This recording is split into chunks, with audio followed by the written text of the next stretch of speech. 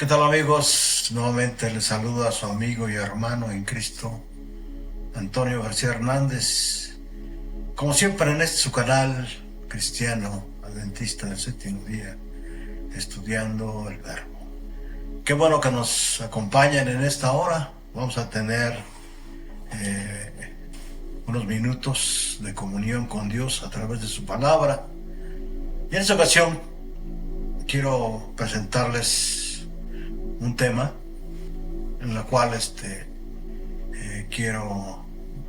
vamos a estar más bien estudiando la palabra de Dios. Lo he titulado El ministerio de iniquidad presente en nuestros días. Días de peligro para la iglesia.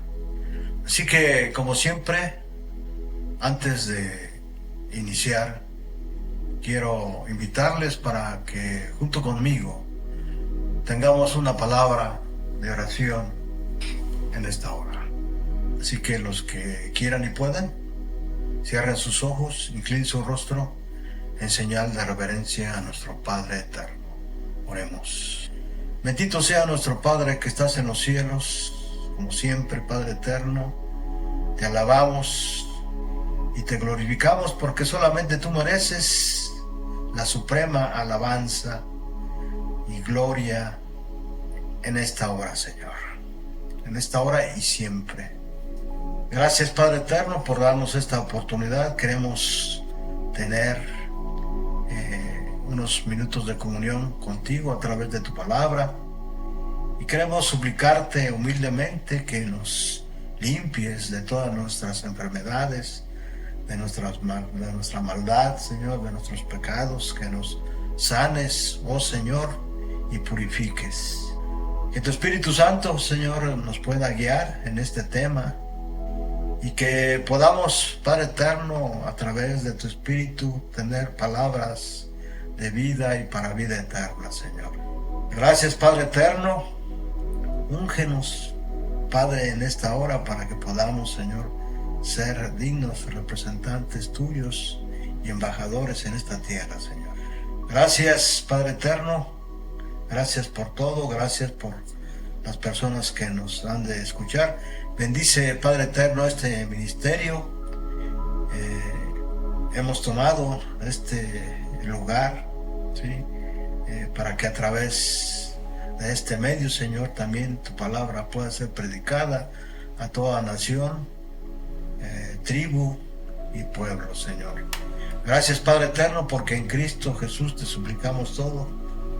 Amén, amén. El ministerio de iniquidad presente en nuestros días.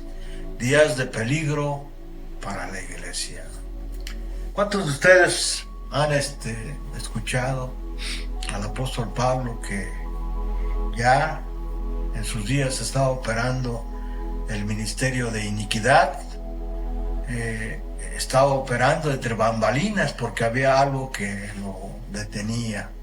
Sin embargo, en nuestros días, sin duda, ha estado operando ya de manera abierta, ¿sí? Y hay de aquel que no se haya dado cuenta de todo esto, ¿verdad?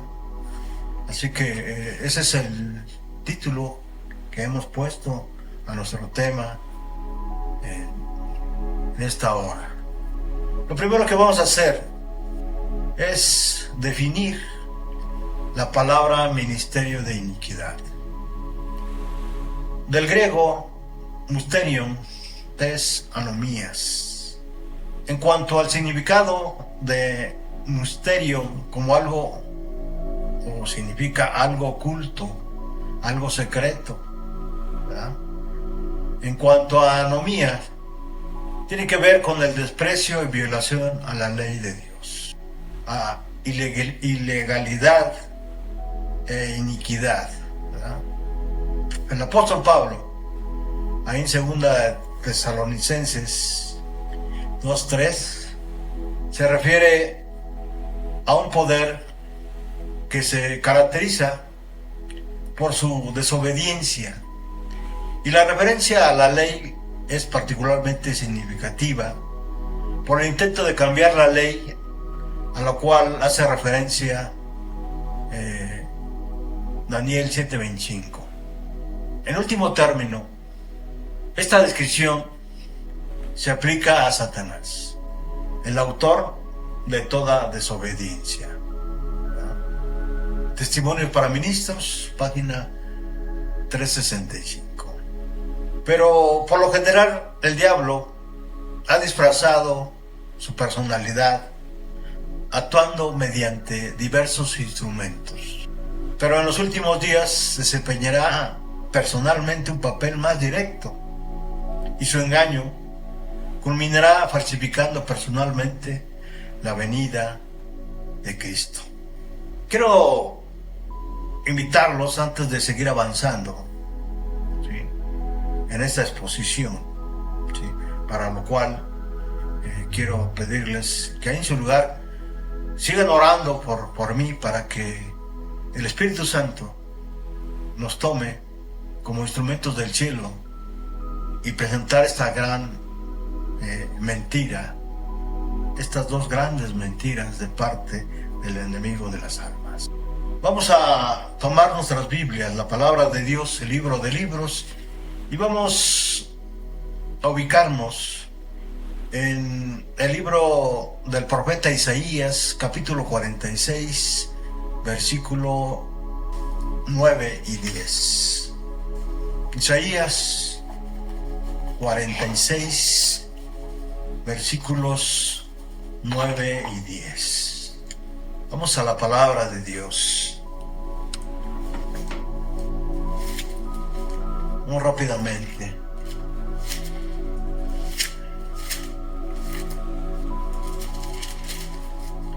¿Qué dice la palabra de Dios? ¿Cómo está escrito? Recuerden los primeros sucesos de antaño, porque yo soy Dios y no hay otro. ¿Cómo? Yo soy Dios y no hay otro. Nada hay semejante a mí. Versículo 10. Yo anuncio desde un principio lo que está por venir. Yo doy a conocer por anticipado lo que aún no ha sucedido. Yo digo, mi consejo permanecerá y todo lo que quiero hacer, lo haré. Nuevamente, meditando en estas palabras, quiero invitarles nuevamente para que tengamos una palabra de oración. Bendito sea nuestro Padre que estás en los cielos, te alabamos y glorificamos nuevamente, Padre eterno, porque solamente tú mereces toda la suprema alabanza, gloria y honor. Gracias, Padre eterno, por tu palabra. Gracias, Padre eterno, por estos momentos que nos das de reflexión en tu palabra y en las cosas que han de suceder pronto. Gracias por todo, porque en Cristo Jesús te suplicamos, te rogamos humildemente todo. Amén. Amén. Vamos a la introducción de este tema. Cada año el gran adversario, Satanás, el adversario del único Dios, dice la palabra de Dios, el que mora en los cielos, cobra un sinnúmero de sacrificios por adorarle. No es de gratis el que él pueda recibir honores y alabanzas, ¿verdad? Porque Satanás es el maestro del disfraz. Entre otras muchas cosas, se disfraza de los santos, se disfraza de María, la madre de Jesús, de falsos ministros, del papado, de un sinnúmero de apariciones y de formas que el mundo ha aceptado como religión, filosofías e inventos para alcanzar el éxito, la fama, etc.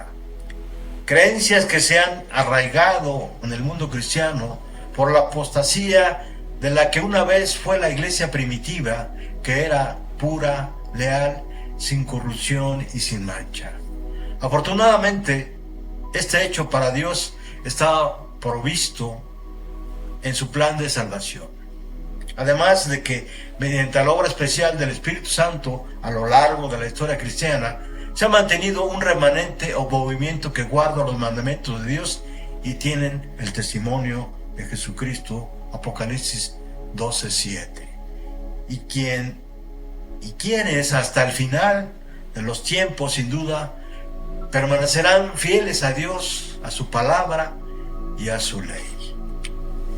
El propósito fundamental al presentar este tema, por supuesto con la ayuda de Dios, es sobre todo enviar un mensaje a todos aquellos que aún están dentro de Babilonia.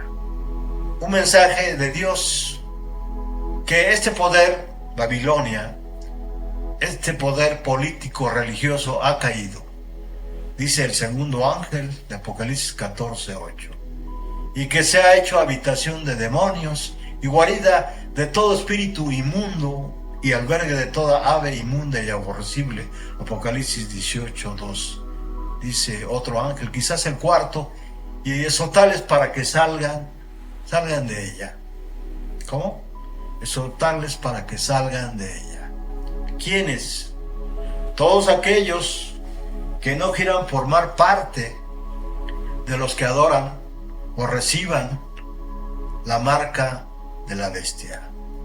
Ya dijimos que una bestia en profecía es un poder, y en este caso es un poder político religioso. Y aunque el espíritu de profecía nos aclara que Babilonia, la grande, la madre de las rameras, habrá caído cuando se ha decretado que el día del Señor, el sábado, cambió por el domingo, el primer día de la semana, se habrá cumplido completamente la profecía de Apocalipsis 14:8 y 18:2. ¿Cuáles son los objetivos que tenemos en este tema? Número 1, origen y preservación de la doctrina de la inmortalidad del alma, instrumento de la gran mentira. La unidad del ser humano en la Biblia y serás como Dios. Vamos al primer punto de este tema. La inmortalidad del alma, origen y preservación. Vamos al punto central de la lección. Vamos al punto donde se encuentran las dos grandes mentiras que desde un principio el adversario de Dios ha puesto en el corazón y en la mente de los hombres. Para ello quiero invitarles al libro de Génesis, capítulo 3, versículos 4 y 5. Tomen sus Biblias, la palabra de Dios, el libro de libros. ¿Qué dice la palabra? Entonces la serpiente dijo a la mujer, no moriréis. Ya hemos explicado muchas veces que Satanás, siendo el maestro del disfraz, tomó a la serpiente, un animal que Dios había creado, no con ese propósito de que fuera instrumento del adversario de Dios, sino para que fuera de deleite a los ojos del ser humano. Entonces la serpiente dijo al joven, no moriréis. Veamos aquí, entonces, la primera mentira de Satanás que puso en el corazón de la mujer, de Eva. Dice el versículo 5, sino que sabe Dios. Estas son palabras muy serias.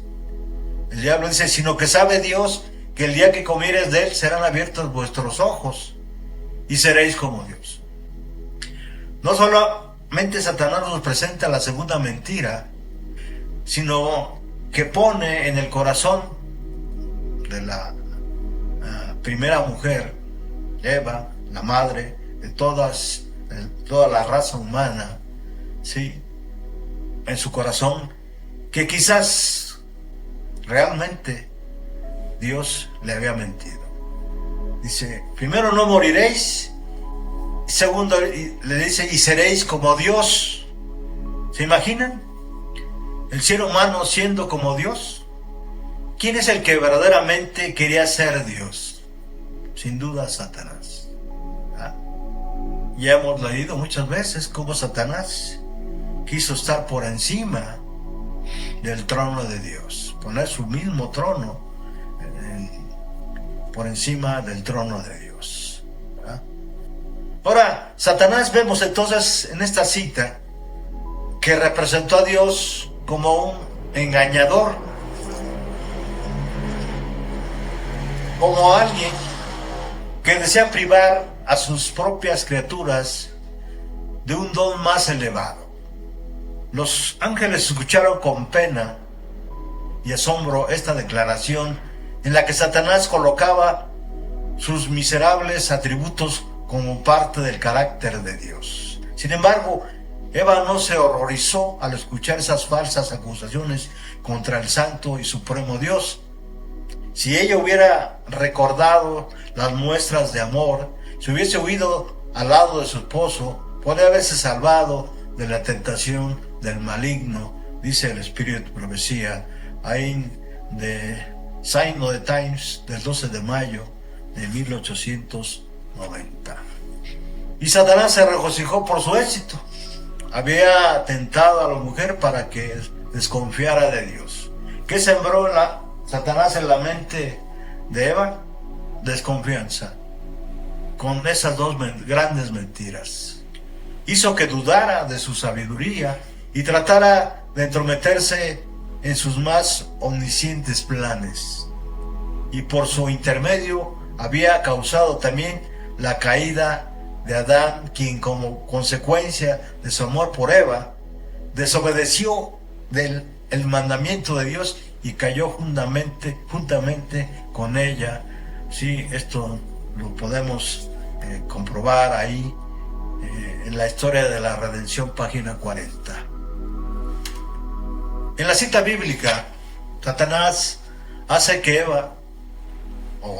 a Eva la pregunta la cual tenía el propósito de despertar la duda, como lo era seguramente. La declaración que la siguió tiene una apariencia engañosa de una declaración autorizada, pero dentro de ella, con refinada astucia, se mezcla la verdad y la mentira. Este aserto contradecía la orden de Dios con el énfasis máximo que se puede emplear en hebreo y que se puede traducir positivamente: no moriréis. Satanás desafió la veracidad de la orden de Dios con una mentira desbozada, y por esa razón Cristo, con justicia, lo llamó padre de toda mentira, Juan 8:44. Pero Adán y Eva habían sido advertidos. Allí en Génesis 2:16, miren lo que dice: y mandó Jehová Dios al hombre, diciendo, de todo árbol del huerto podrás comer. Versículo 17, mas del árbol de la ciencia del bien y del mal no comeréis, porque el día que de él comieres, ciertamente morirás. Ciertamente morirás. Ahora, ¿en qué basaba Satanás su doctrina acerca de la inmortalidad? No tenía ninguna base para esa afirmación, ya que lo que dijo a Eva era solo una mentira. De esa mentira se desprende la creencia, la doctrina, el dogma y filosofía que la existencia del alma sin el cuerpo, o más bien, que el alma puede estar sin el cuerpo. En otras palabras, la inmortalidad del alma, y con ello la creencia de que todos los santos y María, la madre de Jesús, en espíritus, siguen vivos y que pueden interceder ante el Padre de los cielos por los pecadores. ¡Qué gran mentira! Ahora, volteemos a las naciones que Satanás utilizó como instrumentos para que esta doctrina, esta mentira y engaño, esta falsa religión prevalecieran hasta el fin de nuestros tiempos. Hay diferentes naciones que adoptaron esta falsa religión de Satanás, no moriréis, y principalmente tiene su raíz en Babilonia y luego en Egipto, quienes enseñaban por medio de la preservación de los cuerpos físicos de los muertos, el alma más tarde o más temprano resucitaría. De manera que esta idea, este pensamiento, se trasladó a otras naciones, y los griegos, que se jactan de ser grandes pensadores, y de los griegos a los romanos, y de los romanos a la iglesia cristiana que apostató de la verdad, y que ahora la podemos identificar como a la mujer que está sentada sobre muchas aguas. Apocalipsis 17, del 1 al 5. Esto significa naciones, tribus y pueblos, ¿verdad? Las aguas significan naciones, tribus y pueblos. Jesús nos dijo ahí en Juan 8:40 que Satanás miente desde un principio. Satanás miente desde un principio. Al decirles a los sacerdotes y fariseos: vosotros sois de vuestro padre el diablo, y los deseos de vuestro padre queréis hacer. ¿Cuáles eran los deseos de los sacerdotes del Sanedrín? Vayamos a Isaías 14, del 13 y 14. Isaías 14, versículos 13 y 14. Miren cuáles son los deseos a los que se refería Jesús, y que les dijo a los sacerdotes: tú que deseas en tu corazón, subiré al cielo, en lo alto junto a las estrellas de Dios. Levantaré mi trono, y en el monte del testimonio me sentaré al lado del norte. Sobre las alturas, versículo 14, sobre las alturas de la nube subiré y seré semejante al Altísimo. ¿Cuál era el propósito de los sacerdotes del Sanedrín? Del sumo sacerdote Caifás, Anás, que estaban en ese tiempo. Querían ser o tener un trono, ¿verdad? Y sigue diciendo ahí Jesús en Juan 8:40: él ha sido homicida desde el principio. ¿Por qué?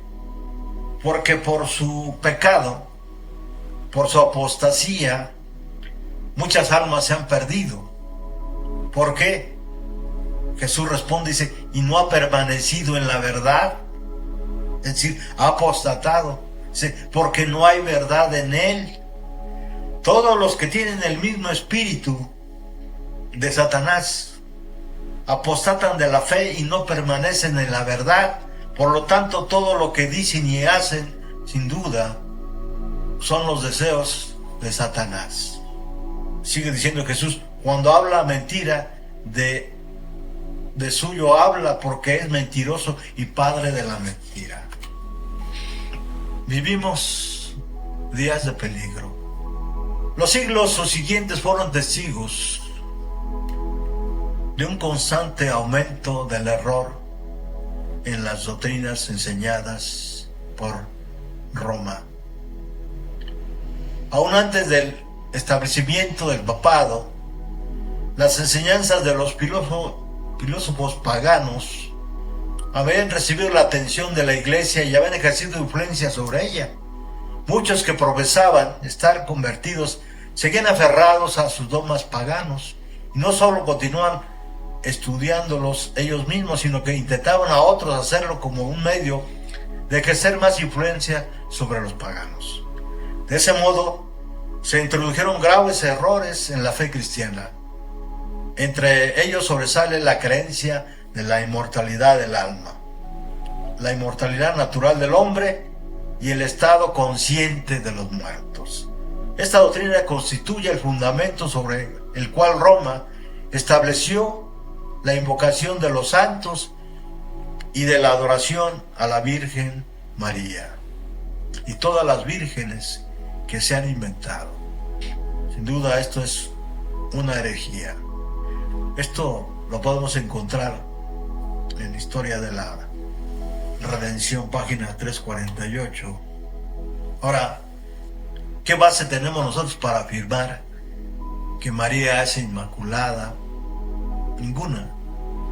La Biblia no nos autoriza, por lo menos siquiera, tener una idea de que María sigue viva, ¿verdad? Y no solamente eso, sino que María, sin duda, no permaneció virgen. Vamos a invitarlos a que vayamos a la Biblia. Vamos al Evangelio de Mateo, capítulo 1, versículo 25. Mateo, capítulo 1, versículo 25.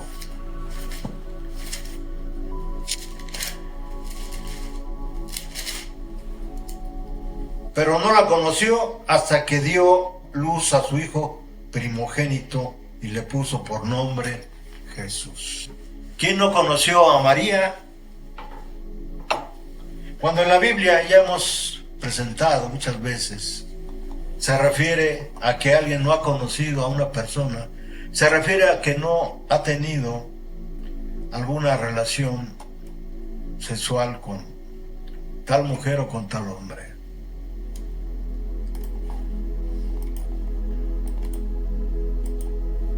Vemos aquí nuevamente que la forma verbal, cuando se dice no la conoció, en el griego, no concuerda con la tradición católica de que María fue siempre virgen, porque implica que la virginidad de María solo duró hasta que el nacimiento de Jesús. Por otra parte, la palabra que se traduce como hasta que, en griego eos, no es definitiva, ni en favor ni en contra de la virginidad perpetua.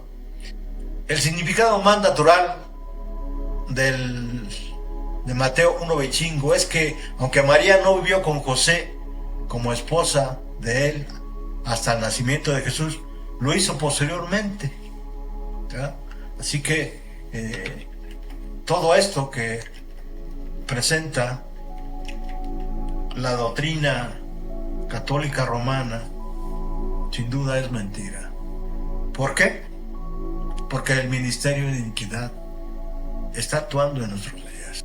Jesús tenía además hermanos y hermanas, y al parecer al menos los hermanos eran mayores que Jesús y por lo tanto eran hijos de José de un matrimonio anterior. O sea, todas las gentes, página 65 al 69. Podemos ver también Mateo 12:46. El hecho de que Jesús encomendara a su madre al cuidado de Juan, ahí en el capítulo 19, versículo 29 del Evangelio de Juan, podría indicar que María no tenía otros hijos. Por otra parte, bien podría haber tenido hijos que no estaban en condiciones de atenderla o que hubieran simpatizado ni con ella ni con Jesús. Mateo 1:18. ¿Qué significa todo esto? No estamos diciendo que aparte de Jesús hubiera más hijos de María. Pero una cosa es que no hubiera tenido más hijos o que no tenemos alguna referencia bíblica para poder afirmar que María tuvo más hijos, sino estamos diciendo que María no permaneció inmaculada, porque la Biblia nos dice en Mateo 1:25 que José la conoció después del nacimiento de Jesús. ¿Verdad? Ahora, ¿qué significa esto? Significa que María no es de un linaje diferente al de todos nosotros, y por lo tanto sufrió las mismas consecuencias del pecado que todos los humanos sufrimos cuando dejamos de ser. El apóstol Pablo, miren lo que dice en Romanos 8:3. Jesús fue hecho en semejanza de carne de pecado. María tenía tanta necesidad de ser salvada de sus pecados como cualquier otro descendiente de Adán. Vamos a la palabra de Dios para confirmar esto. Romanos 8:3. Romanos 8:3. Tomen sus Biblias. La palabra de Dios. Romanos 8:3. Primero, Pablo establece que el Hijo de Dios vino en semejanza de carne de pecado, a causa del pecado, condenó al pecado en la carne. Y luego podemos ver en Romanos 3:10 y Romanos 3:23, vamos rápidamente, Romanos 3:10 y 3:23.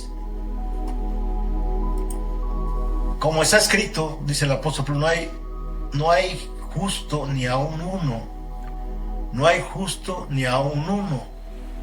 El apóstol Pablo establece, por la naturaleza que todos tenemos, una naturaleza caída, ¿sí? No porque estemos obrando mal, sino porque nuestra naturaleza es caída, que no hay justo ni aun uno. Y en el versículo 23 dice: por cuanto todos pecaron y están destituidos de la gloria de Dios, ¿verdad? Por cuanto todos pecaron y están destituidos de la gloria de Dios. Es decir, esto incluye a quién también, a María, aunque fue una mujer de Dios, su naturaleza, como lo establece el apóstol Pablo ahí en Romanos 8:3, dice: vino en semejanza de carne de pecado. Si hubiera venido Jesús en semejanza de otra mujer diferente a María, de otro linaje, que no fuera hija de Eva, entonces podríamos pensar que Dios había creído entonces, aparte de Eva, otro linaje. Sin embargo, la Biblia no nos da informes acerca de esto, ¿verdad? Por lo tanto, no podemos creer que María, la madre de Jesús, no fuera como todos nosotros y no sufriera las consecuencias del pecado. Porque la paga del pecado es la muerte, ¿verdad? Y la dádiva de Dios es vida eterna en Cristo Jesús. María tenía tanta necesidad de ser salvada de sus pecados como cualquier otro descendiente de Abraham, ¿verdad? Hay un solo mediador entre Dios y los hombres, Jesucristo hombre, dice el apóstol Pablo en 1 Timoteo 2:5. Vamos rápidamente. 1 Timoteo 2:5. Miren lo que dice el apóstol Pablo: porque hay un solo Dios, porque hay un solo Dios. Y eso nos va a servir como base también para el siguiente punto, ¿verdad? Y un solo mediador entre Dios y los hombres, Jesucristo hombre. No hay ningún otro mediador. Nadie va al Padre si no es a través de Cristo. Nadie. No hay otro mediador. Todo eso que ha establecido la Iglesia Católica Romana es el ministerio de iniquidad. Son puras mentiras. En profecía, el apóstol Juan le llama el vino de furor de la fornicación de la gran ramera, ¿verdad? A las doctrinas falsas, a las doctrinas inventadas por el hombre. Ahora bien, vamos a la filosofía griega y la inmortalidad del alma. Los filósofos griegos consideraban la inmortalidad del alma como un hecho natural. En general creían que el alma era diferente del cuerpo y que no se corrompía porque existía aparte de la materia. Hay aquí algunas ideas de los filósofos griegos sobre el alma. Por ejemplo, Aristóteles consideraba que la mente era inmaterial e inmortal y que podía existir sin el cuerpo. Platón consideraba que las almas eran diferentes de los cuerpos. Empedocles consideraba que el alma era divina e inmortal y que provenía de otro lugar. Alcímenes de Mileto consideraba que el alma era aire y que nos mantenía unidos. Por otro lado, en la mitología griega se creía que las almas de los hombres iban al Hades, un reino subterráneo gobernado por Hades y Perséfone, ciegos conduciendo a ciegos. Antes de mencionar a los teólogos que introdujeron en la iglesia cristiana, que más tarde se convirtió en la iglesia católica, la filosofía griega llamada patrística, la doctrina acerca de la inmortalidad del alma, es necesario dejar claro que aunque la iglesia católica romana continúa hasta la fecha diciendo que es una iglesia cristiana, esta ha caído. Apocalipsis 14:8, 18 del 2 al 6. Es decir, ya no es la iglesia apostólica de Cristo. Asimismo, junto con ella, están en la misma condición de caídas muchas iglesias protestantes que junto con el espiritismo y el papado representan a Babilonia la Grande, la madre de las rameras. Apocalipsis 17:5. Uno de los teólogos más destacados e importantes y trascendentales que por la aportación a las doctrinas falsas fue sin duda Aurelio Agustín de Hipona, que vivió entre el año 354 al 430 después de Cristo. Es decir, antes de que el papado asumiera la condición de supremacía. Es decir, antes de que fuera decretado que la Iglesia Católica Romana era la madre de todas las religiones. Hay una frase de Agustín de Hipona que dice lo siguiente: puede disputarse si las cosas en general y el alma en particular están hechas de fuego, de aire o de otro elemento, pero de lo que no duda ningún hombre es de que vive, obra, piensa, ama o desea. En otras palabras, él pensaba que la alma es muy aparte del cuerpo. Esto contradice totalmente la palabra de Dios, la Biblia. Y que sin el cuerpo puede vivir, obrar, pensar, amar y desear. Para Agustín, el alma es una sustancia viva de naturaleza espiritual, creada por Dios, es decir, creatio es nihilo, creación de la nada, y que habita en un cuerpo como en prisión, anhelando siempre su bien. La filosofía cristiana de Agustín se apoya en dos cimientos importantes: alma y Dios. A Dios se le encuentra no en la contemplación del mundo, sino en las profundidades del alma, por cuanto ésta contiene las claves de Dios. Este pensamiento es muy interesante, que sin duda usted y yo difícil podríamos entender, ¿verdad? Que podemos encontrar en nuestra propia alma a Dios. Otro campeón de la teología católica romana es sin duda Tomás de Aquino, que vivió del año 1225 al 1274 después de Cristo. Igualmente, antes que la iglesia, por decreto de Justiniano, se convirtiera en la religión suprema, ¿sí?, en todo el mundo. Miren cuál era su pensamiento: todo ser dotado de entendimiento desea naturalmente existir siempre, y como el deseo natural no puede ser vano, se sigue que toda sustancia intelectual es incorruptible, es decir, toda persona es inmortal. Esto está en una de sus obras, Suma Teológica 75a 6 in C. Ahora, ¿Qué dice la Biblia acerca de todo esto?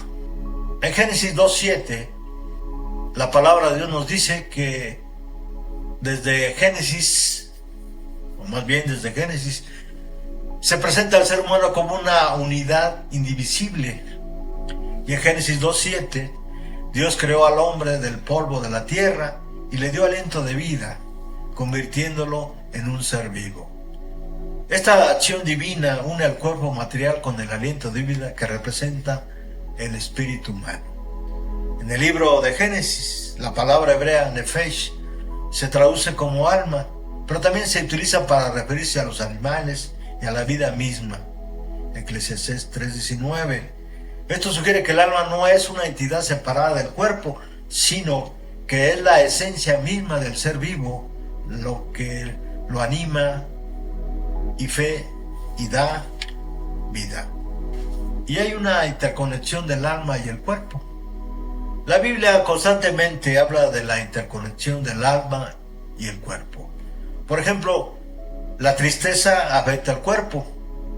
Por eso el escritor de Proverbios, ahí en el capítulo 17, versículo 22, miren lo que dice: el corazón alegre hace bien al cuerpo, mas el espíritu abatido seca los huesos. Las emociones, que son parte del alma, tienen un impacto directo en el cuerpo físico. Y el hombre sin duda ha inventado muchas formas de solucionar ese tipo de problemas, ¿no? Los psicólogos, la psiquiatría, etcétera, son ciencias emergentes que vienen a dar solución al hombre a este tipo de problemas, ¿sí? Pretendiendo siempre sanar el alma como si ésta fuera muy aparte del cuerpo. Entonces vemos que el cuerpo también influye en el alma. El apóstol Pablo, en 1 Corintios 9:7, nos recuerda que debemos disciplinar nuestro cuerpo para que no nos impida alcanzar la santidad. Esto significa que nuestras acciones físicas, nuestros hábitos y nuestra salud pueden afectar nuestra vida espiritual.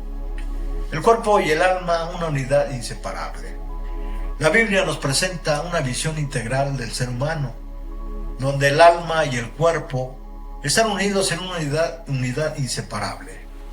Esa unidad es esencial para nuestra vida espiritual, nuestra relación con Dios y nuestra experiencia del mundo, ¿verdad? Repito nuevamente, la unidad es esencial para nuestra vida espiritual, nuestra relación con Dios y nuestra experiencia del mundo. La Biblia nos llama a cuidar nuestro cuerpo y nuestra alma, reconociendo que son partes esenciales de un todo. La unidad del alma y el cuerpo es una realidad fundamental de la existencia humana y nos recuerda que somos seres completos con un cuerpo, una alma, que trabajan juntamente en armonía. 1 Tesalonicenses capítulo 5, versículo 23. De modo entonces que el cuerpo y el alma son un solo existir, y cuando muere el cuerpo, el alma deja de ser. El aliento de vida vuelve a Dios que lo dio, Eclesiastés 12:7, y el cuerpo vuelve al polvo de la tierra donde provino. De esta manera, la fe cristiana tiene esperanza y fe en la resurrección de los muertos en Cristo, Señor y Dios nuestro. 1 Tesalonicenses 4:16 y 18. Vamos al segundo engaño de Satanás: serás como Dios. Satanás hizo creer a la santa pareja que ellos se beneficiarían si violaban la ley de Dios. ¿No oímos hoy en día razonamientos semejantes? Muchos hablan de la estrechez de los que obedecen los mandamientos de Dios, mientras pretenden tener ideas más amplias y gozar de mayor libertad. ¿Qué es esto sino el eco de la voz del Edén? El día que comáis de él, es decir, el día que violareis el divino mandamiento, ¿seráis como Dios?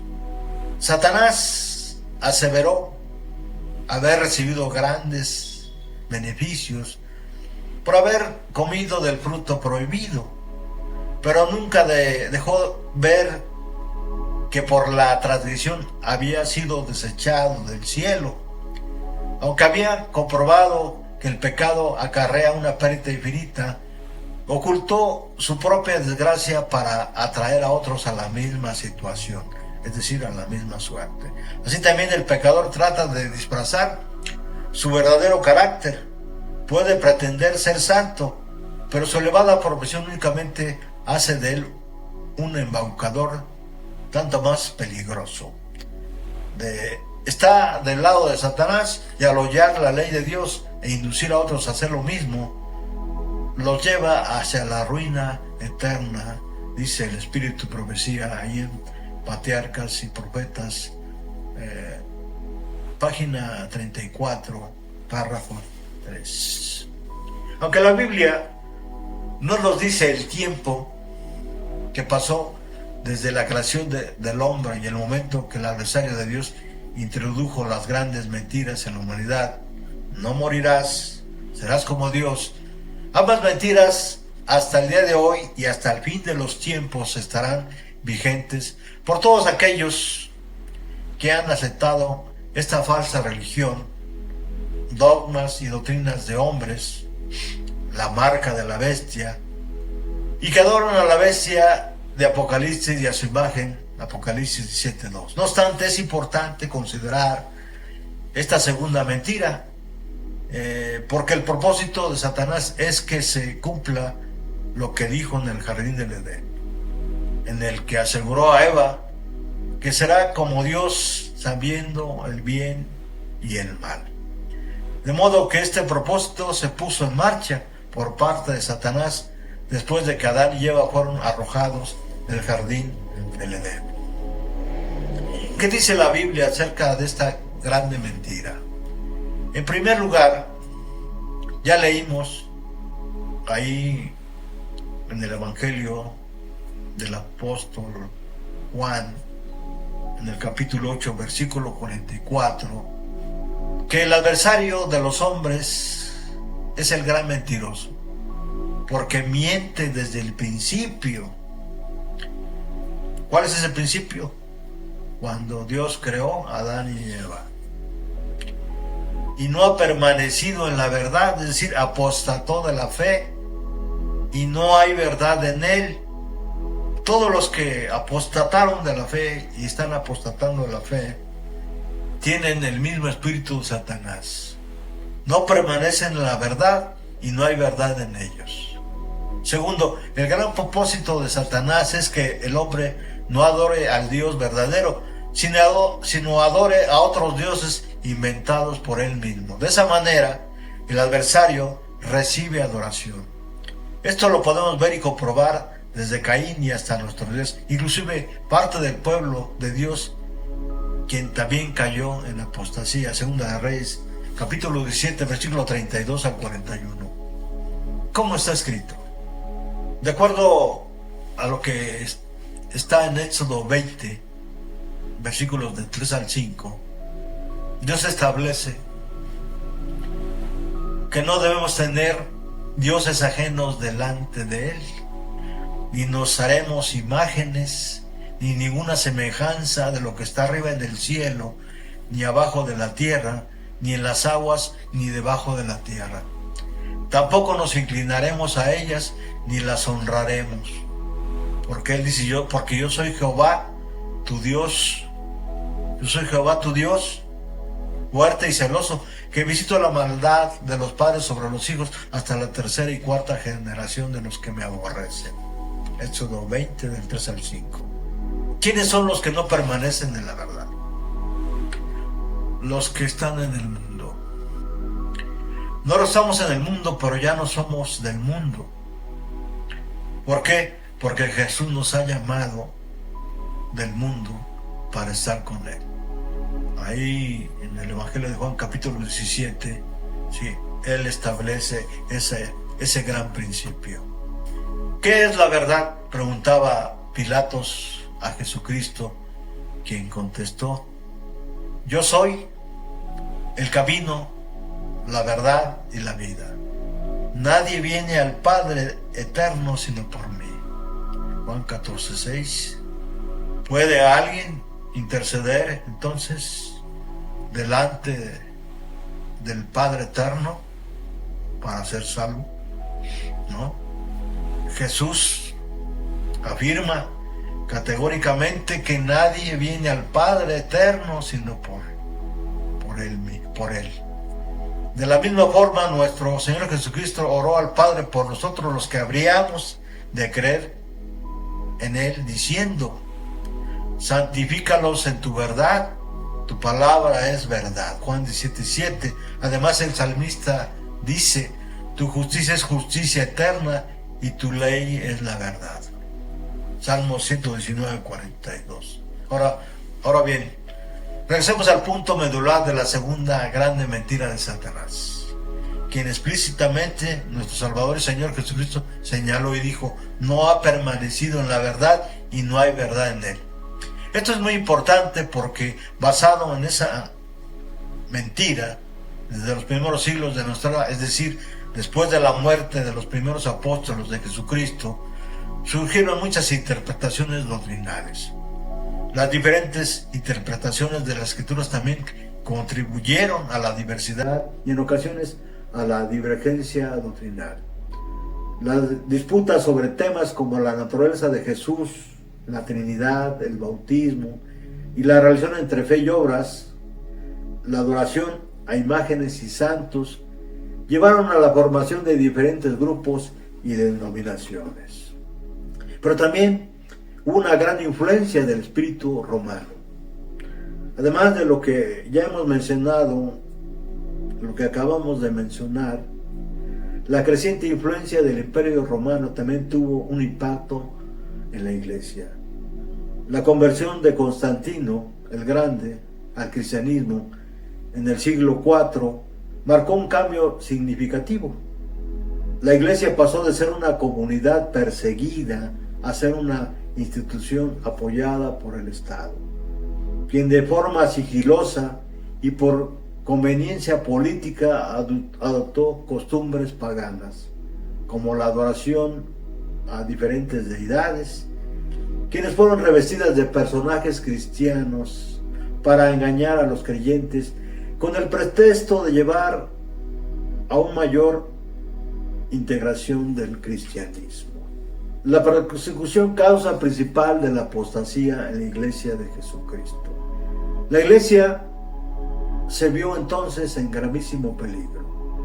Algunos cristianos permanecieron firmes, declarando que no podían transigir.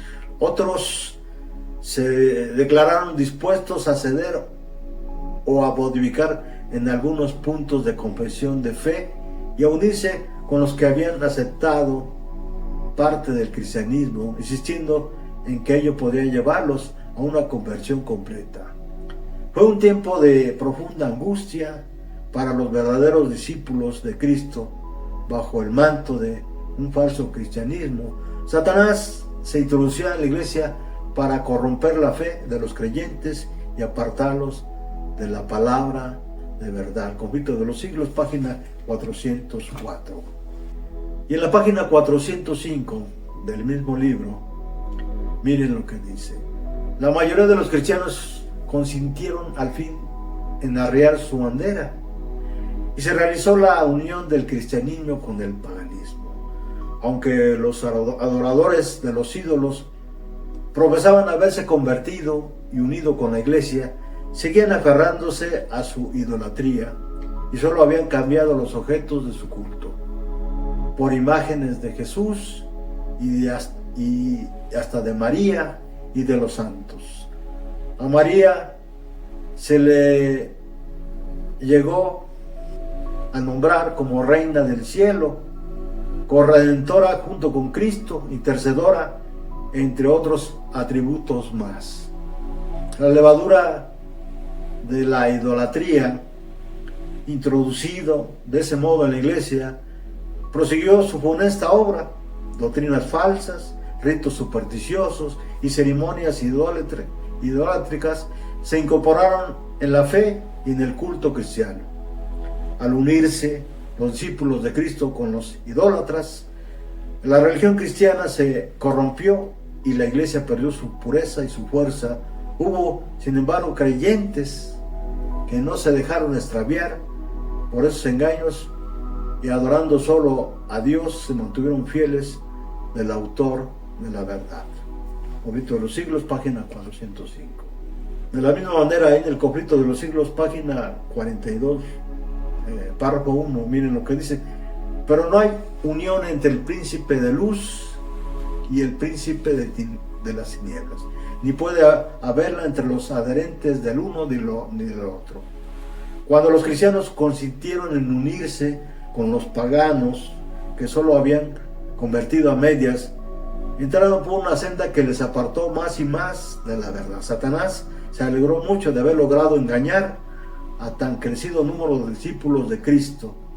Luego ejerció aún más su poder sobre ellos y los indujo a perseguir a los que permanecían fieles a Dios. Los que habían sido una vez defensores de la fe cristiana eran los que mejor sabían cómo combatirla, y estos cristianos apóstatas, junto con sus compañeros semipaganos, dirigieron sus ataques contra los puntos más esenciales de las doctrinas de Cristo. Apocalipsis 3:17. Dentro de todo esto, sin duda, estuvo la violación de la ley de Dios. No solo el dogma, la doctrina y el culto de adoración a los santos y a María hacen que la iglesia esté en constante peligro, sino que las iglesias que están llevando el ministerio de iniquidad del adversario de Dios están en una apostasía y blasfemia flagrante y violando la ley de Dios. Pues dice el Eterno: no te harás dioses ajenos delante de mí, ni te harás imagen ninguna semejanza de lo que esté arriba del cielo, ni abajo de las aguas, ni las aguas debajo de la tierra. No te inclinarás a ellas, ni las honrarás, porque yo soy Jehová tu Dios fuerte, celoso, y que visito la maldad de los padres sobre los hijos hasta la tercera y cuarta generación de los que me aborrecen. Éxodo 20, versículos 2 al 5. Se ha hecho un Dios falso el mundo. Se ha hecho un Dios falso el mundo, y la falsa religión ha hecho a María y a los santos sus dioses. ¿Qué dice la Biblia? Le respondieron los judíos diciendo: por buena obra no te apedreamos, sino por blasfemia, porque tú, siendo hombre, te haces Dios. Juan 10, 33 y 5, 18 y Levítico 24, 16. Todo aquel hombre, todo aquel ser creado que se quiere hacer Dios, dice la palabra de Dios, que blasfema, está violando la ley de Dios. Por eso malamente le dijeron a Cristo los sacerdotes, los fariseos, los saduceos: por buena obra no te apedreamos, sino por la blasfemia, porque tú, siendo hombre, te haces Dios. Y además, el ministerio de iniquidad tiene a un hombre que se dice ser vicegerente de Dios. Desde el siglo VI, por decreto del Imperio Romano, el papado tuvo la autoridad y poder para quitar y poner reyes y cambiar los tiempos y la ley de Dios. Esto estaba predicho, sí, por el profeta Daniel, ahí en capítulo 7, versículo 25. Profecía que fue revelada en tiempos del profeta Daniel y que se ha cumplido, casi se ha cumplido cabalmente, y de quien nuestro Salvador Cristo Jesús habló. Y esta referencia a Daniel muestra que Jesús creía que Daniel era un personaje histórico y que había sido profeta y había escrito el libro de Daniel, Mateo 24:15. Pronta Biblioteca Lucis Ferraris es una enciclopedia católica que afirma que el Papa tiene el poder de modificar la ley de Dios y que actúa en su lugar en la tierra. Ferraris también dice que el corazón del Papa es el origen de toda ley y que es necesario someterse a su autoridad para alcanzar la salvación. Qué herejía tan grande, ¿verdad? Sumo Pontífice de la Iglesia Universal. El título de pontífice de latín pontifex era usado en la antigua Roma para llamar a los magistrados sacerdotales que precedían los ritos y ceremonias religiosos, siendo usado más tarde para asignar a los obispos y arzobispos, especialmente al Papa, con el título de Pontificis Maximus o Pontífice Máximo. Era utilizado para distinguir al pontífice que ostentaba la dignidad suprema en la iglesia en la Roma pagana. Posteriormente, a los obispos de las sedes más importantes les fue dado el título de sumo pontífice para indicar el papel que desempeñaban los obispos a semejanza de los sumos sacerdotes judíos. Sin embargo, ya en el siglo XI, en estos términos eran usados exclusivamente para referirse a los papas. Con este título se alude a que el Papa es el pastor de la Iglesia Universal en la tierra y que tiene, en virtud de su función, potestad ordinaria, que es suprema, plena, inmediata, universal en la Iglesia. Real Academia Española, Diccionario de la Lengua Española, 23ª edición, y Enciclopedia Católica, en el apartado 5, Primacía del Honor, Títulos e Insignias. Vamos a concluir este tema, esperando que haya sido de bendición y que podamos haber cumplido nuestros objetivos que presentamos en un principio.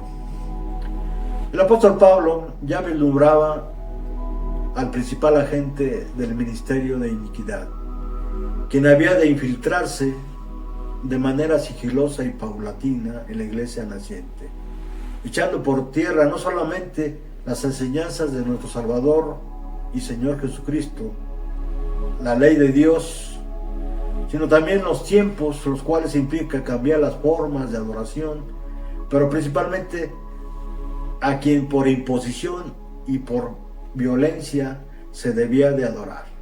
Y aunque en 1798 se le aplicó una herida mortal a su principal instrumento, la bestia de Apocalipsis 13, hasta la fecha se ha recuperado y con ello el poder político le regresó sus dominios, poder, y solo falta que se le devuelva su autoridad cuando las naciones la señalen como única autoridad política y religiosa. Mientras tanto, la bestia seguirá engañando por instrucciones de Satanás a todos los pueblos, tribus, lenguas y naciones con sus falsas doctrinas y enseñanzas, utilizando lo que Dios ha prohibido en su ley: adorar a otros dioses, la creación de imágenes, ¿verdad?, violando abiertamente la santa ley de Dios dada a los hombres en el Sinaí. La buena nueva es que cuando se decrete por el Estado la imposición de leyes que prohíben a los verdaderos cristianos la adoración al Dios verdadero en su día santo, será señal de que Cristo está casi a las puertas y vendrá por su pueblo, quien le espera con fe y esperanza. Primera de Tesalonicenses 4, 16 y 17. El apóstol Pablo, en su segunda carta a los tesalonicenses, predijo la gran apostasía que había de resultar en el establecimiento del poder papal. Declaró respecto al día de Cristo: ese día no puede venir sin que venga primero la apostasía y sea revelado el hombre de pecado, el hijo de perdición, el cual se opone a Dios y se ensalza sobre todo lo que se llama Dios o que es objeto de culto, de modo que se siente en el templo de Dios ostentando que Él es Dios. Segunda de Tesalonicenses capítulo 2, versículos 3 y 4. Y además el apóstol Pablo advierte a sus hermanos que el ministerio de iniquidad ya está obrando, versículo 7, ya que en aquella época veía el que se introducían en la iglesia errores que prepararían el camino para el desarrollo del papado. Comito de los Siglos, página 47, párrafo 3. Poco a poco, primero solapadamente y a hurtadillas, y después con más desembozo, conforme iba cobrando fuerza y dominio sobre los espíritus de los hombres, el ministerio de iniquidad hizo progresar su obra engañosa y blasfema de un modo casi imperceptible. Las costumbres del paganismo predatorio de la iglesia cristiana, el espíritu de la venencia y de transacción fue cortada por algún tiempo por las terribles persecuciones que sufrió la iglesia bajo el régimen del paganismo, mas habiendo cesado la persecución y habiendo penetrado el cristianismo en las cortes y en los palacios, la iglesia dejó a un lado la humilde sencillez de Cristo y de sus apóstoles por la pompa y el orgullo de los sacerdotes gobernantes paganos, y sustituyó los requerimientos de Dios por las teorías y tradiciones de los hombres. La conversión nominal de Constantino a principios del siglo IV causó gran regocijo, y el mundo, disfrazado con capa de rectitud, se introdujo en la iglesia. Desde entonces la obra de corrupción progresó rápidamente. El paganismo, que parecía haber sido vencido, vino a ser vencedor. Su espíritu dominó a la iglesia, sus doctrinas, ceremonias y supersticiones se incorporaron a la fe y al culto de los que profesaban ser discípulos de Cristo. Hasta aquí llegamos en esta pequeña aportación que hace su servidor para la iglesia cristiana, ¿sí? Esperando que cualquier duda, cualquier comentario que tengan ustedes